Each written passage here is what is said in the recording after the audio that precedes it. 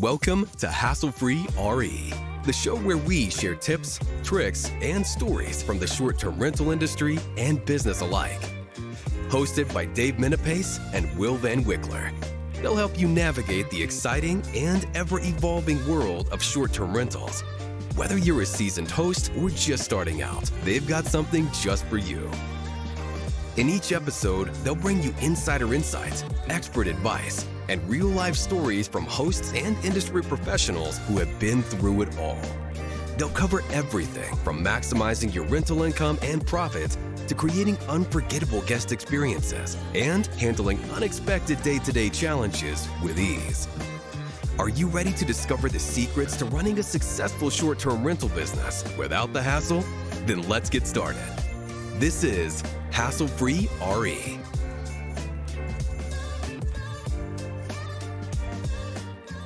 Hello, and welcome to another episode of Hassle-Free RE. I'm your host, Dave Minapace, president, 5-star co-host, and co-founder of Launchpad Consulting, here with my other host, my co-host, Mr. Will Van Wickler, New England's #1 short-term rental real estate agent.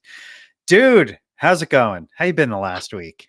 I'm doing good. It was good to catch up with you in person, not on this call for once. How are you? Dude, I'm doing great. That's right. We went to a fabulous dinner in Portland last week. What was it? It was 4th Street. That's where we went. One of my favorites. Hard place to Crusty get in, but they seafood. knew you. Yeah, you're the Dude, person of interest. So there was a red carpet right to our table, man. that's right. You hit the Freiburg Fair. You went up to Newry. You've been around. Yeah. It's been a fun week. Last week I had a bunch of our properties up in the Sunday River area. We just stopped in, put a set of eyes on, said hi to a bunch of the cleaners and folks that help our business run up there. A big focus right now is property safety. And as we learn more and more as operators, I kind of feel like our job is to see around corners for owners and let them know where potential issues may present themselves. So it was good. It was a good week, man. It's all, Yeah. how's stuff on the sales, construction side? You've had some crazy things happen in a leak in a property, all sorts of crazy stuff. What's happening, my man? Dude, it's crazy right now. It's out of control, but we're keeping it together. We're coming up on the end of the Yeah. year, so the phone's blowing up. People are scrambling. They've had all year to make their purchases, but not a lot Yeah. of people think that way. So a lot of last minute deals we're trying to put together, and then just navigating issues in the market, challenging sellers, Totally. pipes burst. I mean, the whole gamut of real estate. Every day is different, but we're keeping it together, and we're pushing to a strong end of year, finishing up some projects, all that good stuff. Yeah. Dude, I love it. I love it. Yeah, I think I was texting you about this morning. I was poking around. I'm always looking at the properties Mondays and Thursdays in Price Labs and seeing what our occupancies are, all sorts of things. It was so interesting, within Sunday River, right? There's like these sub markets, and everyone kind of just thinks of it as one overall market. But Right. it's so funny how my homes in Newry perform differently than Woodstock, which perform differently than Bethel. So I was just looking at some data, and it was so interesting. My Bethel houses, all of them right now, are 2 to 3 times more occupied. So the market occupancy is around 20% right now. We're at 50 to 75% in the Bethel houses. And it's fascinating. Now, what's interesting is I've noticed the ADRs are a little lower than last year, but my occupancy is higher. So the houses are making more than this time last year in Bethel. Newry is different. Our occupancy is maybe like 10% higher than the market. So they're all floating like 20 to 35. But our ADRs are higher there than they were this time last year. And Woodstock is about the same performance as last year. It's really interesting. It was very fascinating for me to look. And I don't know what I'm going to do with that information yet, but I just thought it was interesting. Well, I think it's interesting too that you're looking at it, and I think we've spoke a lot about doing this yourself versus just handing it to a revenue manager, which that's a Right. different episode for another day. But having the control and being able to make decisions for your own property, so you can really take control of your destiny, is so Totally. powerful. And you can't do that when you just hand it off to somebody, right? You don't know how to interpret the market data and all that stuff, which, I think our special guest, which we'll introduce in a second, he Yeah. has control. And that's a big part of his success as well. Talking to him before about his tech background and all that stuff. So good stuff. It's all about the data. Without further ado, let's introduce this man. So, today's special guest is Bernie Cesareo. Bernie and I met in STR Secrets. So, Bernie's like an OG STR Secrets guy, but he's not sort of your standard property manager, co-host, crush, get more properties through management.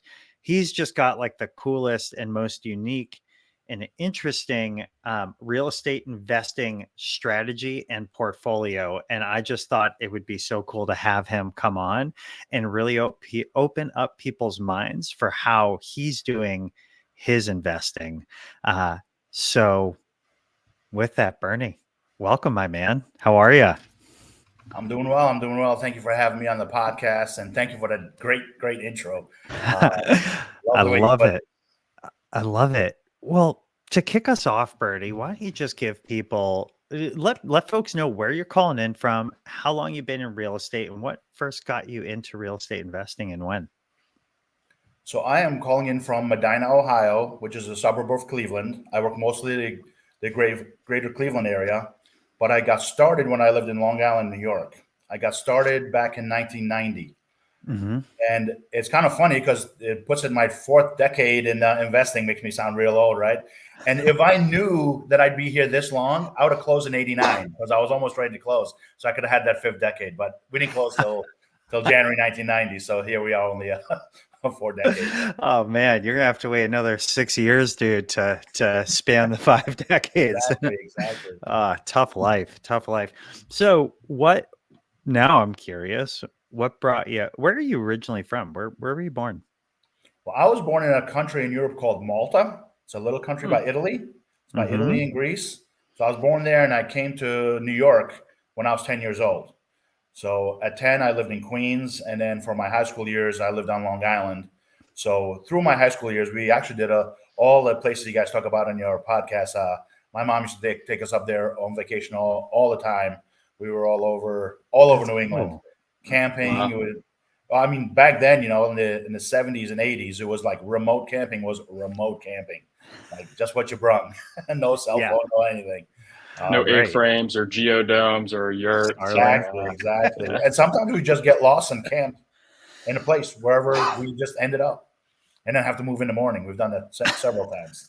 It's like an escape room before those were a thing. Yeah. Oh, that's awesome. So, okay. So that gives us a little background. What got you into real estate investing and what were some of those initial purchases?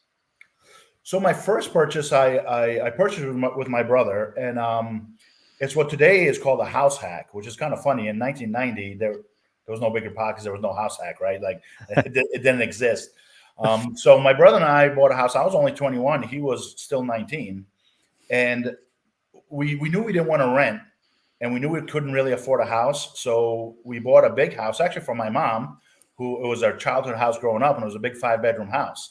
So we took on tenants, and my brother and I had the upstairs, and we had 2 tenants downstairs, and had a separate bathroom downstairs, and that worked really well. And we did that for several years, and then we had another brother that came to visit Ohio, and we used to come here and visit him because he was an older brother with kids, our nephews and nieces, and we fell in love with Ohio. Like literally fell in love with Ohio. So my brother said, I want to move there. I'm like, go. He's like, what about the house? I'm like, don't worry, I'll take care of it, And so we just got more tenants. And then when I decided, I'm like, I want to go to Ohio too. I left, and this was like back in 95. I left and I ran the property remotely. Now this is 1995. There's no internet. There's no Ring cameras. There's no technology. I mean, Did they I had a pager. Yeah, right. So would they like mail their checks monthly to you is kind of what happened, or? Yep. They would mail the checks, and I'd wait 4 or 5 days, however long it took to get from New York to Ohio, and that worked really well. We went through like several years. We'd switch tenants out every 2 years. New York is a very busy market, right? Like we had like almost no vacancy. As soon as somebody left, we had somebody ready to go in. So that was really well. And yeah, so I ran that house up until 1999. So it was a good rental property for 9 years. And I learned a lot during that process. First of all, when I started renting in 95, I was still like a 24, 25-year-old kid, right? And I'm renting to families, so I'm dealing with people much older than myself. So he's like, "What's this little punk kid, renting me this big house? What's his story?" So it was a little daunting at first, but by the time I had the second, I'm going to say real tenant that I wasn't sharing a house with, because the people you share a house with, you get to know personally. The tenants, you're just interviewing them really quick by phone. Right. By the time I got to the second one, I got pretty confident. Like, okay, I know what I'm doing. I've had a couple different families in here now. I know their reasons for renting. Whether they're there temporarily, or they're transition, or they're just lifetime renters where they never are going to be in a position to buy. And the house was set up perfectly for that. And with maintenance, I learned a couple things that when the tenants tell you they're going to do something, they may not do a good job. So you really have to be on top of letting tenants do any grades, as they call it. Yeah. But for the most part, we kept the house in real nice condition so that any incoming tenant is well stayed. And do you still own this house? No, I sold it in 99 because I launched a different business. It had to do with real estate and all that. It was a startup, a new technology. We won't get into that because it's a very story. But as soon as that started doing well, I started buying other properties, and that was in Ohio. So I started buying properties in Ohio. And, got it. And that I love buying properties in Ohio. I did the BRRRR method again before BRRRR was around. So first time somebody asked me, "Have you ever done a BRRRR?" I'm like, "No, what's a BRRRR?" So they tell me what I'm like, "Oh yeah, I've done like 10 of those." Now, just in case our listeners don't know, want to just real quick share what a BRRRR was and how that process worked for you? So I buy the house, I rehab the house, then I rent the house, then I refinance the house and get my money back out of it, and then repeat the process. And the way I was doing a BRRRR, I had a home equity loan, was my seed money. So it was no money out of pocket. It was always other people's money, other equity money. So I would take that money, put it in a house, and by the time I go through a whole BRRRR, I refinance it, pay off the home equity loan, and just do it again. And each iteration actually left us a little bit more money, to the point where we were able to do 2 houses at a time because we had additional money. And it's funny. I talked to my staff about this, and sometimes it's hard to really sink into it. But for my first 30 years in real estate, I literally rolled every penny I made back into the properties. That's why I have so many properties, because I kept on rolling it in. Because I had different W-2 jobs. I had different. I had another company which was making good money, so I didn't really need to live on the rental income. And when we were preparing to have a family, I started doing the BRRRR, and not, even though it wasn't considered a BRRRR, I was doing them on 15-year loans. And everybody said, "Well, you're not doing them right because you're not cash flowing." I'm like, "Well, I don't need the cash flow, but I'm self-employed technically. So by the time my son goes to college, I want this house paid off. So I have options. I can either sell the house to pay for his college, or I can just have it as a cash flowing house. It just gives me multiple options." So at that time, just before he was born and like his first year, I have 4 houses that I call his college fund, that they're paid off. Even though they're paid off, though, I'm a little restless. So I took equity lines out on them so I can burst some more houses out of the equity while he's not in college. He goes to college next year, so we'll have to change directions on that. But that allowed me to amass a good amount of properties without actually having to dig into my pocket. That's really cool. What I think is interesting too is because you were doing this before the podcast and the websites, all this noise, you were doing it your way. right? So I think a lot of people, what I see in my, day to day as an agent, they want to do it a certain way because that's what somebody said is best. You were like, hey, I'm doing this my way, right? 15-year notes, you're going to have less cash flow, but the cash flow wasn't important to you, right? And I think that's Right. awesome. And it's funny because, and I tell this to a lot of young investors, they always want to make the big money now, right? But Right. whenever you buy a house, you're not usually making big money right away. Especially like I was doing like nicer houses in the suburbs, not like inner city houses. Sometimes the inner city houses cash flow, but when you're doing the nicer houses, a lot of times they don't cash flow right away. But in like 2-3 years, the rents are going up, and when you switch tenants, then and a lot of times I didn't raise their rents, so they stayed longer. I have some tenants right now that have been in with me 10 to 15 years, which is Wow. pretty long time for Incredible. a renter. And yeah, so that's interesting you say that, Will, because like I always did, like I was always good with numbers, so I just thought out of the box, like this is how people are doing it, but this is what makes sense to me, and that's what I pursued. This I also think there's some super important lessons buried into all of this. And one of the hardest things that Will and I run into in our world where we're helping people is almost every single time there's like a not just a need, but like a dire need for that home to cash flow right away, because there might only be 1, 2, 3 months worth of reserves in that person's tank.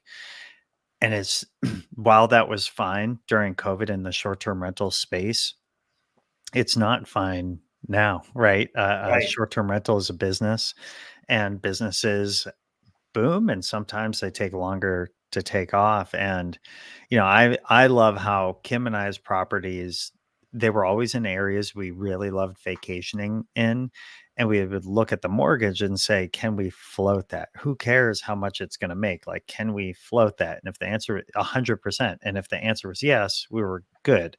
It'd make us feel more comfortable if we didn't have a year of reserves, because we're like, well, we know we can carve that out of our existing income. And what you're saying here is really important, because to your point, we don't have to be stretched thin and feel like our head is being pressed against a wall when we buy an investment, right? When you have comfort, like I'm always a fan of comfort. Comfort can bring additional confidence. It can help you make smarter, wiser decisions. And you had cash, you had options. You could take money from one thing, put it in another place. You had reserves. And now, once you get past that like 2 or 3 year hump, you look like a genius, especially if a couple things in the economy go your way. Right.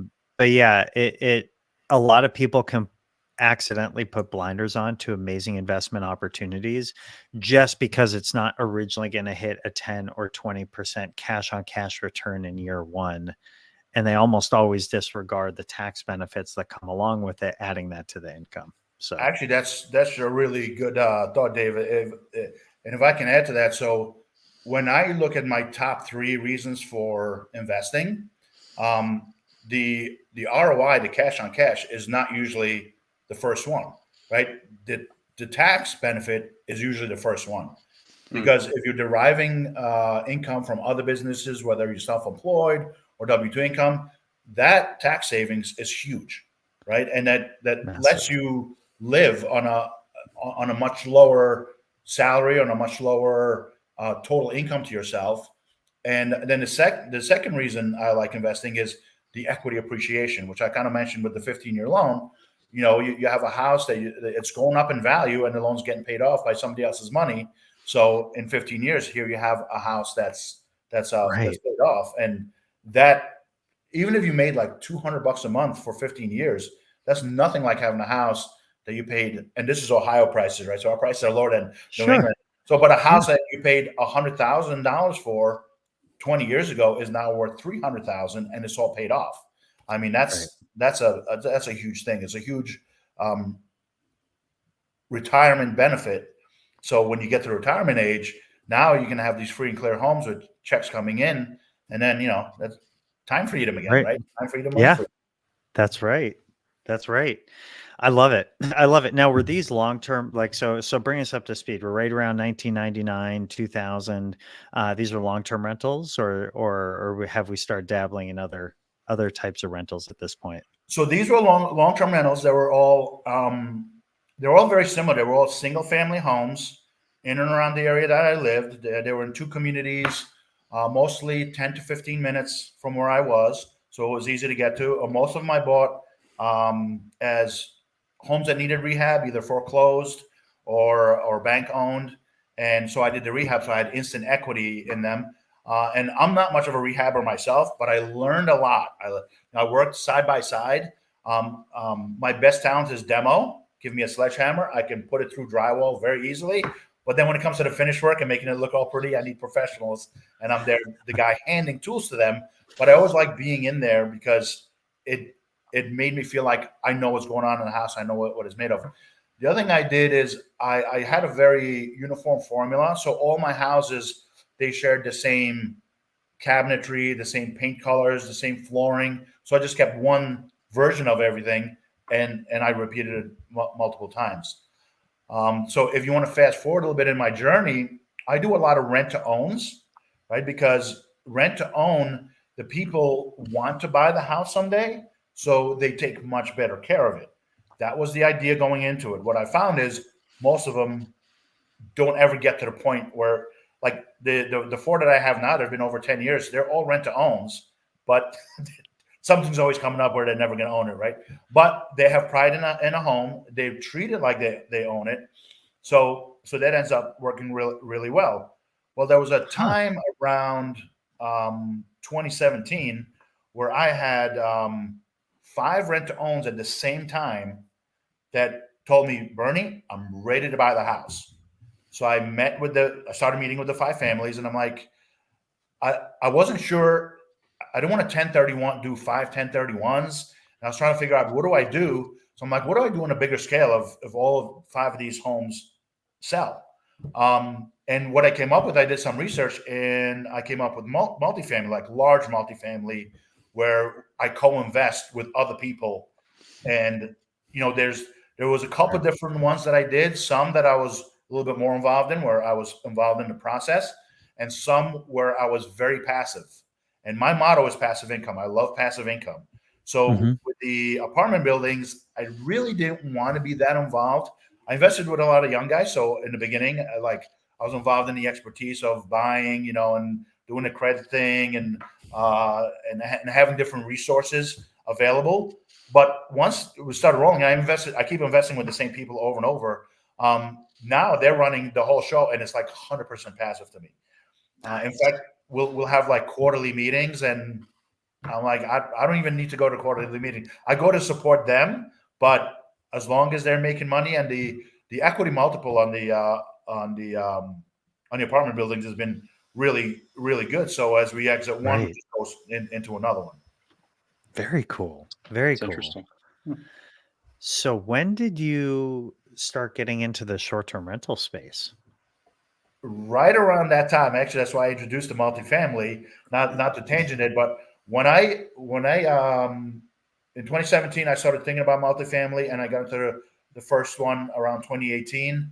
And that's when I was introduced to Mike Sjogren, because Mike Sjogren was, in the circles talking to other people in real estate, and through my multifamily group, we were introduced, and I listened to his little meeting, where he gives you all the tools and secrets. And I told my wife, and I said, you know what? I said, this is cool because we have all these long-term rentals, so we can just convert them to short-term rentals. And her first reaction, now we're not in a vacation market, right? We're in Cleveland, suburb of Cleveland. And her first thought was, who is going to want to go on vacation in Medina, right? And I'm like, well, let me tell you about the 5 groups, and I started going, I'm like, no. I'm like, let me have you listen to Mike Sjogren's a video. And I had her listen to it, and she was intrigued, and she thought it was a good idea. And so we took our first property, and at the time I was into small properties because I thought that's what an Airbnb was a small property. So I did a 1-bedroom property. AirDNA said we should make $16,000, which sounds like nothing now, right? But this is 2019. Yeah. And I only paid like $48,000 for the house before I rented it. So all in, I'm like, I'm all in, I'm like 60,000, and I'm making $550 a month in rent. So $550. So I'm only making like under $6,000 a year. So going from 6 to 16, that sounds really, really good. More than 2x, right? More than 2x, right? Well, our first year we made 23. All right. Well, we beat the Airbnb number a lot. Now, keep in mind the reason we beat Airbnb so much is because there was only one other Airbnb in Medina at the time, right? It was because it's a small town. So first year we did 23. Second year we did 28. We got it all the way up to 36. I'm like, this is great. And at that time, I also, once mine was rolling, that's when I started doing co-hosting. And I do enjoy co-hosting. It's great. But one thing that I realized, then I started converting my bigger properties also. Right. And my 5 groups that we cater to, we cater better to the large groups than the small groups. And that's true like in vacation homes. But in an urban market, our large groups are not always necessarily vacation groups. Sometimes they're like coming to visit a medical facility, like we have the Cleveland Clinic here. So sometimes it's like multiple extended families, like grandpa's going in for heart surgery, his adult kids and their spouses and their children. So these big houses tend to accommodate a lot of people. And we also do really well with the workers, people that come in to work. And we have kind of 2 avenues. We have blue collar workers and white collar workers. And they use pretty much the same houses. They just use different amenities in those houses. The blue collar ones tend to stay longer. A lot of times they're 2 weeks, 4 weeks. Sometimes they go a couple of months. The white collar workers tend to come in for seminars, golf outings, corporate. Cleveland has a lot of Fortune 500 companies based in Cleveland. So you have a lot of people, and we have great golf weather in the summer, because it gets all that snow on it in the winter, and it's well watered. It's very fertile, beautiful, beautiful green grass. I know you golf, Dave. So I do. I'm a big golfer. I love it. I don't golf, but I take advantage of the people coming here for golf. That's awesome. So this is all when you're working full time, right? Yes. This is all when I was working in IT. Yep. So I got up to 7 properties that I was managing myself. And that's when I had an 8th one on deck, and it was daunting, and I couldn't get, I couldn't launch my 8th one. And it's funny, I like passive income because I've always thought about time freedom. Ever since my first business idea, I was literally 6 years old. And I was talking to my parents about launching a business, time freedom. I'm like, you're 6 years old. You got time freedom. You do whatever you want. You want to go work. So like working the W-2 and running these 7 properties, my biggest thing was my son plays basketball. And in fact, I love talking to Chris Betsy about basketball. And a lot of times he's behind me, and Chris will talk to him about basketball. Cool. So like every weekend, we were like traveling, right? So I'm thinking the weekend is when I catch up on my books and stuff like that. And the more travel schedule he had, the less time I had to catch up on the book. So that's when I got my first VA at 7 properties. And that allowed me to scale really quick, because once I had the VA there to take care of like a lot of the back office stuff, it wasn't much the communications, all the back office stuff that I needed a lot of help with. Right. I scaled from 7 to 16 really, really quickly. Right. Awesome. Even with the W-2, and I was able to handle both. My wife was very involved. She loved setting up the properties and all that. She's a night owl, so we had like off schedules, right? So in the late night hours, she was taking the calls and the replies, and that worked out really well. And then right around that 16 properties, I again started to hit a wall where now I don't have enough time because I can't get out as much to look at it. And now I'm networking a lot, right? Which is my favorite thing. I love networking. I tell people I'm built to talk, eat, and drink with people, right? That's your superpower. I'll give you a little side tangent. I was at a networking meeting there was one guy, and we're sitting there talking about these different projects we're working on. And he's like, man, I'm working too much. I'm doing this, I'm doing that. And I'm like, well, we're working right now, right? He's like, yeah. Well, I was just sitting here having a adult beverage and eating a pizza and talking to a lot of people that do it the same. I'm like, it's not like we're digging ditches for 40 hours a week, right? Like if Right. I'm going to be working a lot, this is what I want to do. And it's Yeah. like, no, when you think about it, that's true. Like you're doing what you like. As long as you enjoy doing those things, it's great. So I was going to a lot of these networking meetings, and then and this is like right around 21, right? 2021. And this is when STR is at the peak, right? And I have all these people that want me to launch their Airbnbs, and I just can't. I'm like, I don't have the time. Right. So I was working for my brother-in-law at this point, and he knew that my heart was in real estate. So that's when I told him, look, it's good time to take my responsibilities, put them on some of the other family members, my nephews that came into the business. You know, they're prepared to handle it, and let's see if we can make a transition. And at first, I told him this in March, right? Like I'm like, in the next year, like I give him like the 1 year notice. And at first, he didn't take it like really serious that I'm actually going to leave. And then it was July. It was July 30th. I remember July 30th. I said, we really need to talk about this and how we make this transition. And he's like, ideally, when would you like to do this transition? I'm like, ideally, Monday, right? This was on a Friday.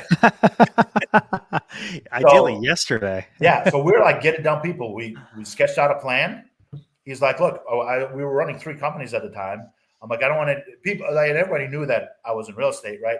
So he's like, look, let's just Monday morning, Tuesday morning, Wednesday morning, we had our conference calls with the different companies. He's like, just come in the conference call, so we'll announce your departure.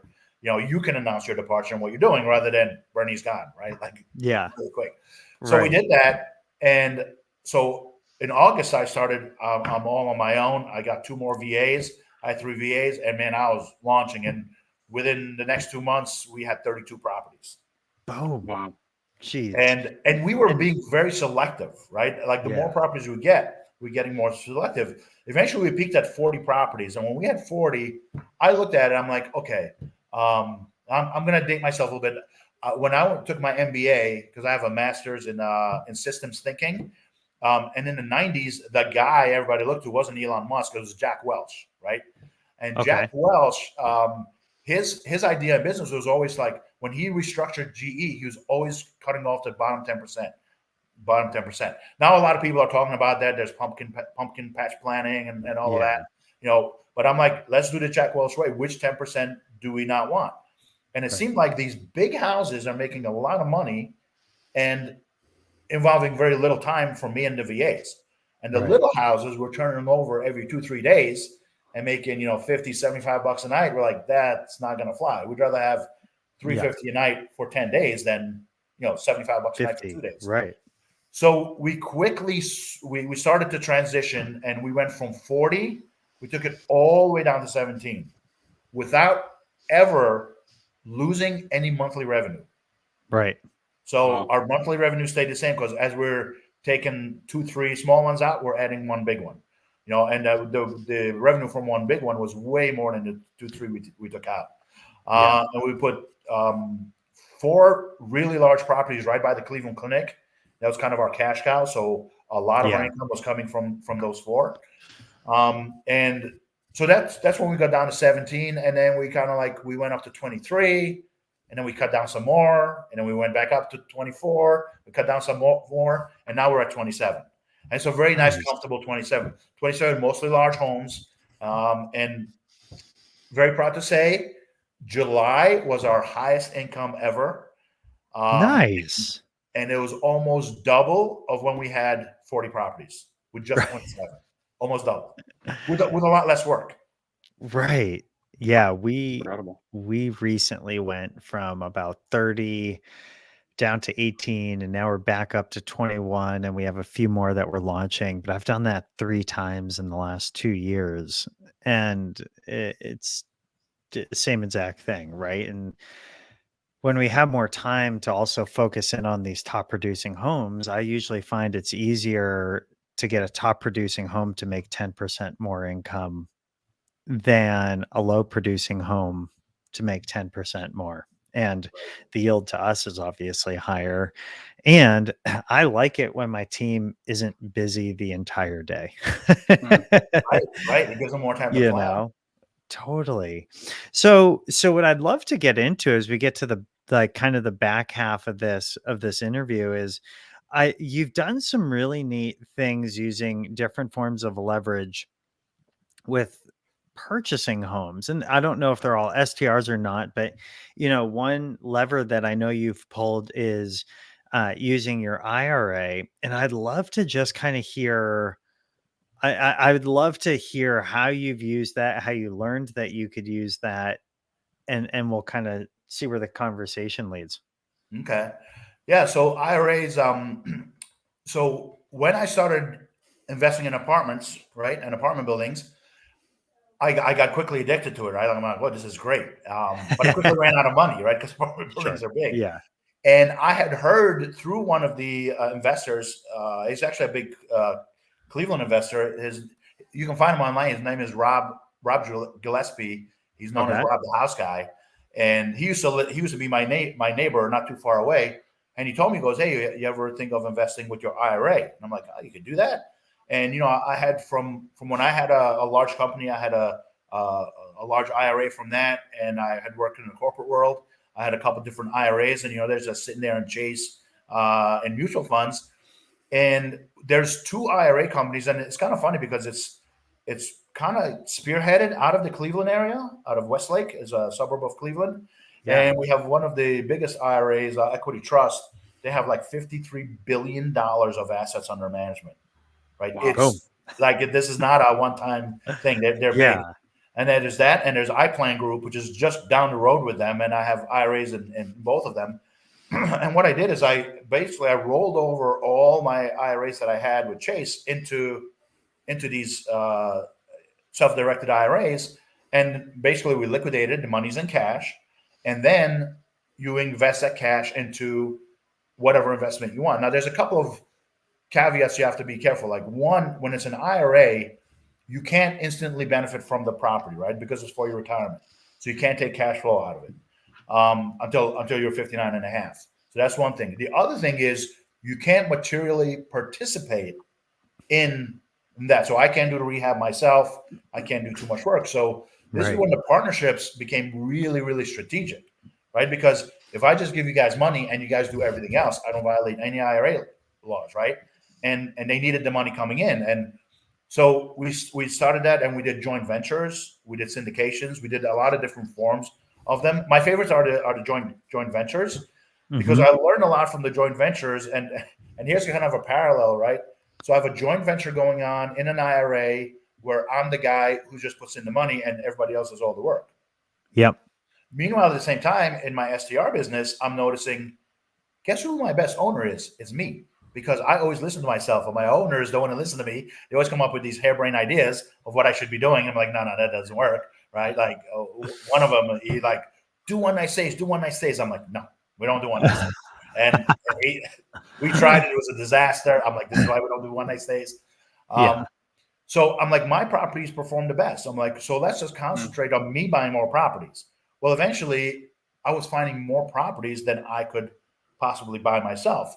So I had a fellow investor that was talking to me, and he's like, I'd love to know which property I should buy. And I'm like, well, here's this property. Like, I found it. I know exactly my plan with it. I'm about to buy it. And you're a busy guy in San Diego, and you have a good income, and you're just looking for the tax. He had some other properties, and I said, why don't you co-buy this with me? I'm like, I'll do all the work. I'll do everything. And all you have to do is put up the money. And he thought about it, and we looked at the returns and stuff like that. And he liked it. The idea was really good. So I told him that I will run this property like it's my own, because it's going to be half my own. Right. And in his portfolio is the best performing property, even though it's totally passive to him. Right. Now he's already an experienced investor. So we always tell him, consult your tax advisor. And so he was able to use the deduction. Not everybody can, but there's other ways to leverage that. And then what happened was, at tax time, we did a cost segregation on this property. Right. So he's like, I got a great return on my money all through the year, but now I'm saving almost 3 times as much as the return that he got. Right. He's paying 3 times as much in taxes. So he's like, the play is really more the tax angle than I'm like, yeah, I know that, but when like you don't want to really hear that in the beginning. So this is really interesting. So let me just kind of unpack this for the listeners and also to make sure I'm tracking right. He took money out of his IRA. You don't have to say, do you mind sharing the amount or a ballpark? 138,000. Cool. I figured it was probably around. Actually, his was not an IRA. Okay. But his was just like regular income money because he's a okay. earner. Cool. Okay. But so anyway, so he took 138 grand. He gave it to you. Did you bring in some money too, or did you mostly just take the whole? Cool. So, yeah, so you're the managing. Yep. So you're the managing partner. So you guys are both partners, joint venture partnership on this. Mm-hmm. He brings in the money, but it's hands off. You manage it. And then not only is he's getting the magic 3, he's getting cash flow from because of your experience in this industry, that area. He's getting equity appreciation. That home is slowly going up in value and the mortgage is getting paid off. And then the third whack is he's getting the cost segregation study, which is going to help offset his income from other streams of income that he might have, lowering his tax basis so his tax burden isn't nearly as high. And heck, he might even get money back on top of that. So that is super, super cool. I'll take that one level deeper than that, right? So you just mentioned three benefits out of this deal, right? Now, one of the things we could do, I have a very good attorney that does this kind of wealth management for really big corporate guys, right? Like multi-generation corporate guys. And one of the things that he said we can do is, and he does it all the time, because when he first told me about it, it sounded a little weird, but it's like, no, we do this all the time in wealth management, is unequal distribution of benefits, right? So you take those 3 benefits. Now, you mentioned if the guy had IRA money, if it's in an IRA, he can't use a tax write-off because it's an IRA, right? So what do? Well, we get a different partner that can use a tax write-off. We give that tax write-off to the other partner and then give him more income because that's what he needs on the IRA. So you give up your tax write-off for more income, or vice versa. We have some people that are either very wealthy or have, really high incomes, and really getting 8-10% on their money is not really a big deal. They don't really need that cash flow, but they need to park money to get it away from taxes. So they park the money, and as long as their tax representative, their accountant says it's okay, they can park the money. We give them a bigger section of the cost seg because the ROI is not really that important. Sure. And then now they're participating from they're parking the money with the tax savings, and they're still getting the same equity appreciation in this property. So eventually, as this property is paid off, then they're going to benefit that much more. That's bringing super solutions. Cool. Yeah. Problem solving. Yes. So a couple things that I think are really important, and I'll preface this with saying it's really easy for folks to listen to podcasts like Bigger Pockets, or they've seen Tony Robinson go and buy a bunch of Joshua Tree properties and do partnerships that are somewhat similar. And I see a lot of people get into this game and immediately start looking for partners. Like they don't have money and they don't have experience, and they start looking for partners and they get really discouraged really quickly. Right. They wind up quitting.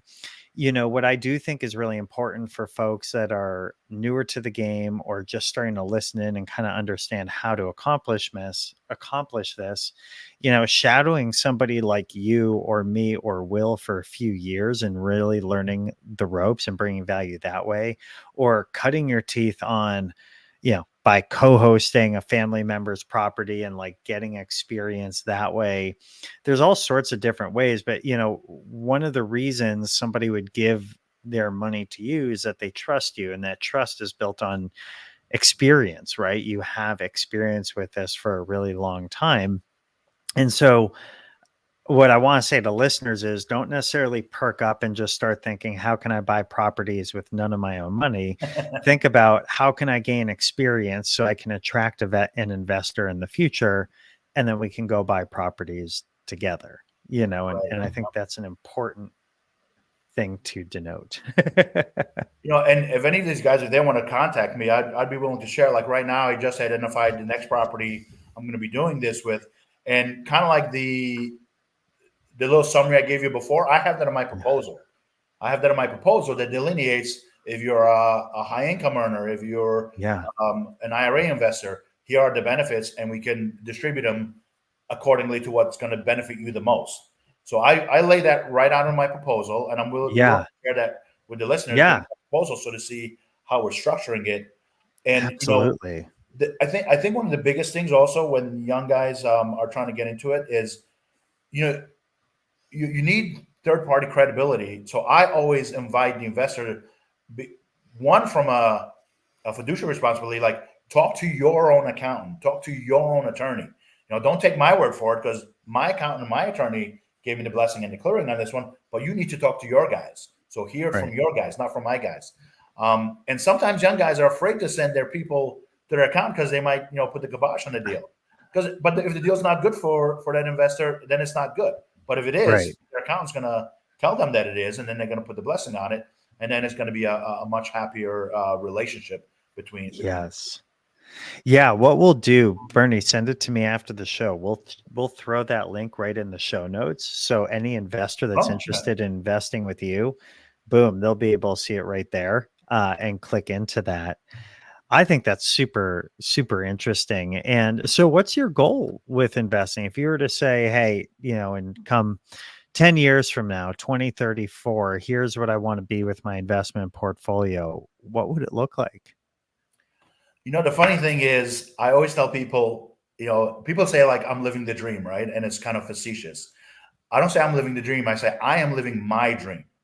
And I really am. Like, I only do what I enjoy doing. I only go buy houses that I enjoy buying. I'm not buying houses. So my goal isn't necessarily a certain number of properties or a certain income number. My goal is to have my time freedom. You can see I'm a car guy, right? Like, I'm involved in all these jeeping activities, racing activities, and I have the time to go out and do that. So my goal is to have enough properties that keep supporting me in doing what I enjoy. But meanwhile, when I go to work, I'm not really working. I'm hanging out with people I like-minded people, and enjoy. And I'm providing, like, the house I'll send you a proposal on. It's a gorgeous house. It's gonna give somebody an awesome place to go vacation, and it's a car guy destination. A little hint. That is cool. Awesome garage. So like the Ferrari Club of Cleveland, the Porsche Club of Cleveland, the Porsche Club of Pittsburgh, they don't do anything in the winter, right? This is a place where they can meet and put their nice cars in there, trailer them in through all the snow. Oh, that's cool. So I love being in that community. So if I get to interact with those community even more, I love it. That's awesome. You seem really focused. And I think that's what I'm picking up on over the last 20, 30 years is you've never gotten distracted with somebody else's dream. I mean, you were house hacking, you evolved to multifamily, now you're doing it your way, but you've never let somebody influence that. Where I see people over a long journey, they try arbitrage and then they try the new flashy thing. You've done it your way, and that's very consistent. Yeah, sometimes people tell me I'm crazy. And I said, when people tell me I'm crazy with my idea, I know I'm on the right track. I love it. Love that. Bernie, in the spirit of networking, if folks want to get in touch with you, what would be a good avenue for them to do that? How can they reach you? The best way to reach me is on Facebook, just Bernie Cesareo, as you see it on the screen. Facebook, Bernie Cesareo. I'm on Messenger, Facebook Messenger all the time. You can reach out to me from there, and then we can set up a Calendly and set up a meeting. I'm also on Instagram as the STR B&B guy. That's the name. But Facebook is a lot easier to find me. I love it. I love it. We'll make sure to put a link to that in the show notes too. Well, Bernie, dude, thanks so much. It was awesome having you on, and I am excited to do a round 2 because there's a whole world of business that we didn't get to touch today. And I think your business journey is just as exciting as your real estate journey. So I'm excited to unpack that one with you soon. I'd And I'd like love to do a talk deal about it. deep dive. I want to break one of these things down. Oh, that'd be fun. Yeah, we could go at this for a while. I like it. I like it. Love it. Well, Bernie, want to be respectful of your time. Thanks so much, my man. Super, super, super appreciate it. And I'll see you in STR Secrets, my man. All right. Thank you. Thank you, guys. Good talking to you. And that's a wrap for this episode of Hassle-Free RE. We hope you found today's tips and stories as inspiring and useful as I did. Remember, success in the short-term rental industry is all about learning, adapting, and staying one step ahead. If you enjoyed the show, please take a moment to leave us a review or comment on your favorite platform. Your feedback helps us improve and reach more listeners like you. Plus, we'd love to hear your thoughts and any topics you'd like us to cover in future episodes. Don't forget to subscribe so you never miss an episode, and follow us at Hassle-Free RE on social media for more tips and updates. Thanks for tuning in, and until next time, keep it hassle-free.